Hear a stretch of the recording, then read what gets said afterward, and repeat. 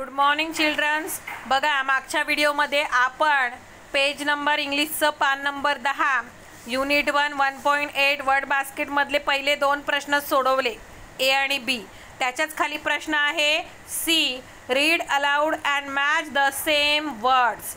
बघा, एक बास्केट दिलेली आहे, दिसते सर्वांना। एक पिशवी आहे आणि त्या पिशवीवर पिवळ्या अक्षरा बघा पिवळ्या रंगाची बास्केट आहे आणि त्या पिवळ्या रंगाच्या बास्केटमध्ये आपल्याला काही शब्द त्याच्यावर लिहिलेले दिसत आहेत।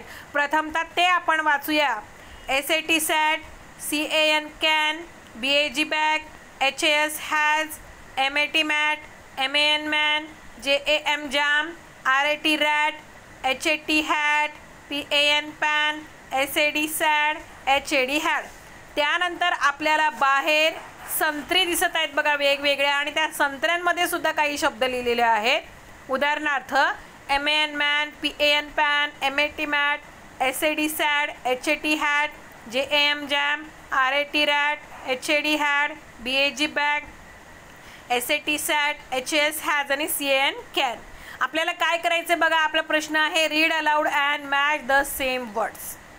हे शब्द ज्याप्रमाणे मी वाचले त्याप्रमाणे तुम्ही सुद्धा घरी मोठ्याने वाचायचे आणि वाचल्यानंतर सर्वप्रथम आपल्या पाठ्यपुस्तकामध्येच जोड्या लावायच्या, आपल्याला मॅच करायचे।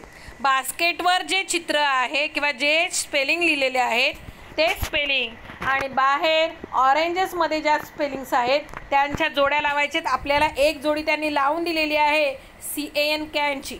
आता आपल्याला लावायची HAS हॅटची जोडी, तुम्ही सुद्धा माझ्याप्रमाणे जोडी लावायची। त्यानंतर SAT सॅट,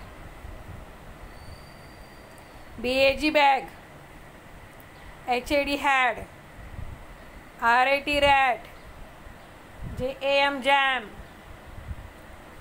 त्यानंतर MAT mat, HAT hat, PAN pan, SAD sad, MAN man.